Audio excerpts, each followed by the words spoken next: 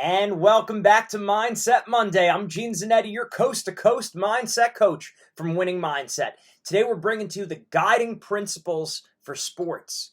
Okay, so a lot of times we don't take things from the top, from the out to at the absolute beginning. We got to start with the purpose. What is the purpose of sports? The purpose of sports is to cultivate the dignity and harmony of our bodies to develop its health, strength, agility, and grace. So that's the purpose.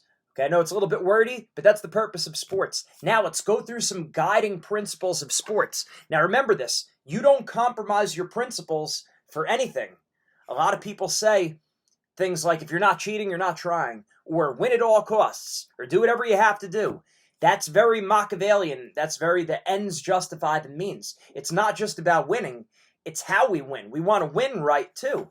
And even if we don't win, at least we lived consistent with our principles. I think back to the Karate Kid, where Mr. Miyagi said to Daniel's son, never put passion before principles, because even if win, you lose. And he was absolutely right. If you put your passion before principles, you lose, even if you get your hand raised at the end of the day. So, what are our guiding principles for sports? There's 8 of them. Number 1, orderliness. So sports are a means to an end. Okay, sports are like icing on the cake, not the cake themselves. So sports should be aimed at balancing the formation and education of the whole person. Okay, sports should be an aid to help us accomplish our duties. That means also our schoolwork, doing what we have to do in life, our family, our relationships, being a good friend. So it's to keep our life orderly. That's principle number 1. Number 2, health. So you never compromise the health of your body or your soul for sports. Okay, as humans, we're composite beings. We're body and soul. And you can't compromise the health of either of them for success in your sport. Okay?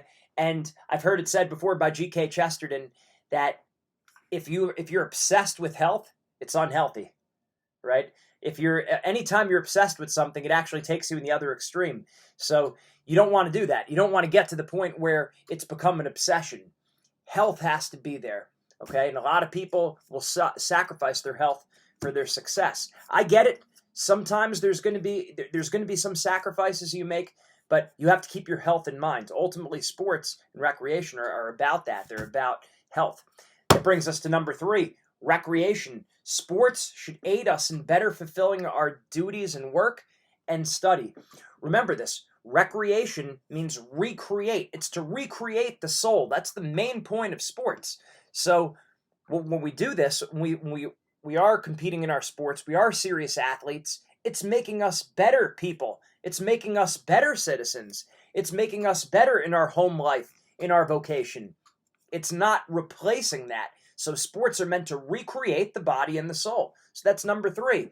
Number 4, reason. Our body should be trained to obey the counsel and wisdom and reason in work and trials.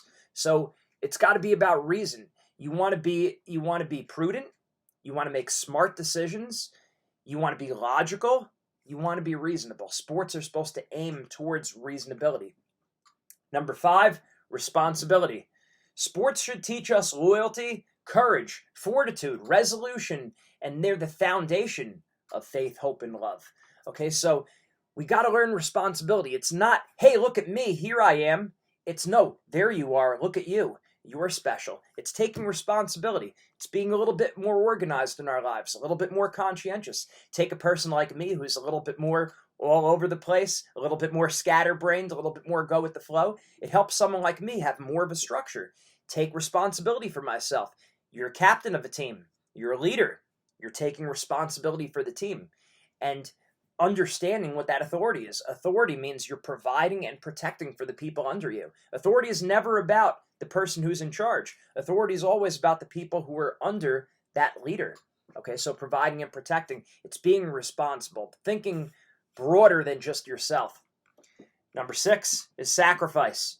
Sports should help us learn the importance of sacrifice and the willingness to sacrifice, because life is a lot of sacrifices. So let's make sure we're seeing it that way. Safety, you never sacrifice your safety. That's number 7. And number 8 is service. Sports should be at the service of God. Everything needs to be pointed towards the Lord, everything that you do. So it's about service. So let's run through those again. Orderliness, health, recreation, reason, responsibility, sacrifice, safety, and service. And I'll go through the purpose again. I wrote it out.